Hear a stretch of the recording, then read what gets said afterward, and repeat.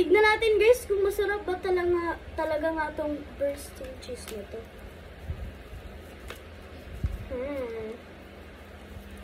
So guys, bali ang gagawin natin dito is isasaw ang crackers sa masarap na cheese na to. Sabi muna natin yung box. Mukhang masarap. Oh my gosh.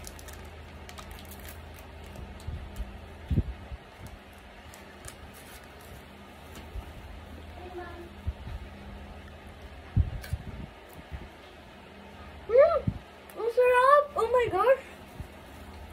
Masarap na nga yung crackers. Mas lalo namang sumarap dahil dito sa cheese. Bili na guys, 395 lang. Sobrang worth it. Guys? Ang sarap! Oh my gosh! Bili na kayo guys ng bagong bursting cheese.